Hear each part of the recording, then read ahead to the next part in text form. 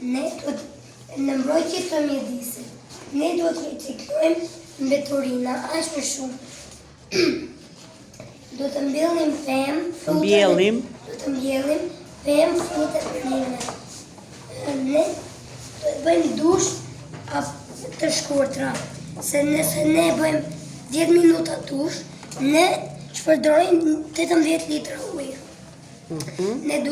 Ne duhet të fikim dritat e dhomës dhe të përdorim dritat e diellit. Drita natyrale. Ne duhet të ecim, të përdorim biçikletën që mos ta totim ajrin. Duhet të lidhim mbeturinat dhe t'i hedhim në koshin e duhur. Ne nuk duhet t'i vëjmë në dëm ushqimet, sepse çdo ditë hidhen shumë kilogram ushqim, edhe veçantë. Shumë e veçantë. Kjo çfarë lexon ajo pa hape? Po, një ditë ishte një pemë e madhe. Po. Edhe një dikush i pabërgjeshëm e ka prish. Edhe tani ka ngel beton tungu i pemës. E ka prerë, ka dëmtuar. Tani nuk ka rrotë të rëndësishme pema. Bravo Elion, një punë shumë e bukur. Një do të kite për Elionin?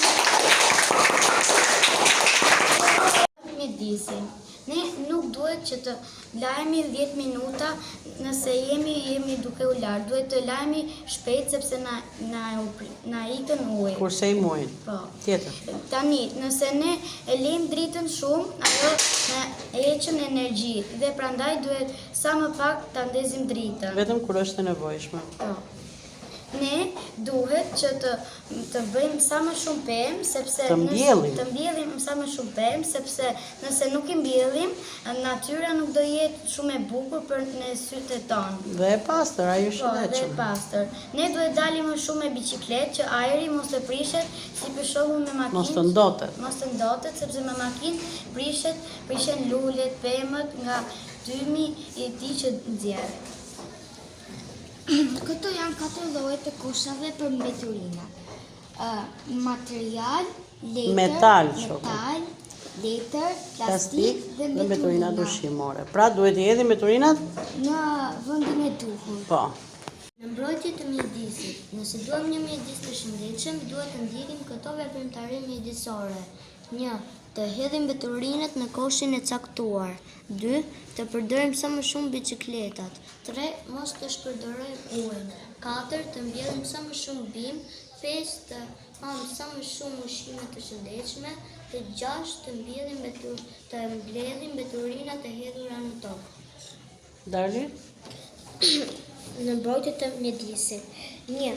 Të mbrojtëm me mjedisin dhe mos të ndotet toka dhe mos të vjerë erë keqe. 2. Me fjalët e tua, zemër, me fjalët e tua. S'ka problem. Ti hedhin në kosh mbeturinat dhe mos të ndotet mjedisi. 3. Të mbjellim lulet dhe të marrim ajër të pastër. 4.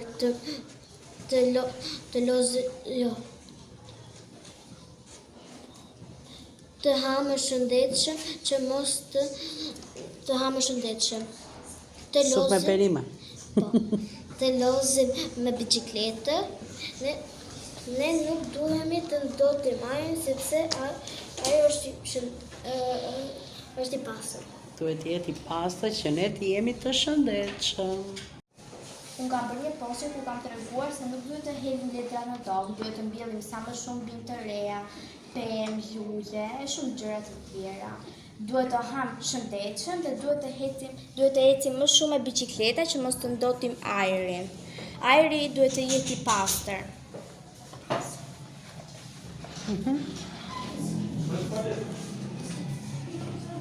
Të lumtë.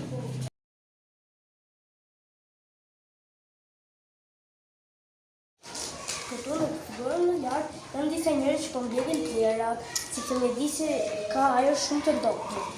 Te figura këtu lart është 3 fëmijë vogël që po mbledhin një pemë që ajo të rritet dhe ajri të jetë shumë i pastër.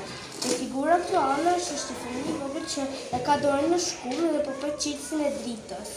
Atë mund ta zë korrenti, prandaj duhet ndihma e një të rriturit.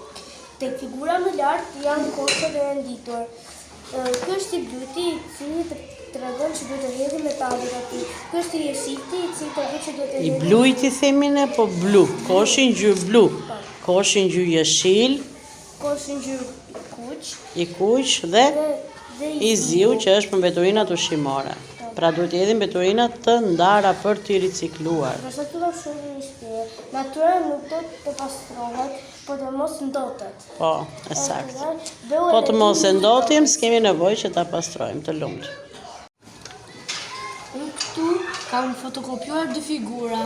Njëra është një ambient i pastër dhe një ambient i pist. Tek ambienti i pastër, këtu është toka e gjelbëruar, lumi shumë i pastër dhe një shtëpi me një ylber.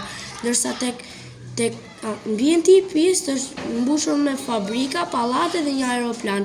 Ndërsa uji i pist po derdhet tek lumi dhe lumi po dëmtohet. Që do të thotë? Që do të thotë që ky ambienti këtu nuk është i shëndetshëm, ndërsa ky këtu është shumë i shëndetshëm sepse nuk ka asnjë plerë. Ndotja.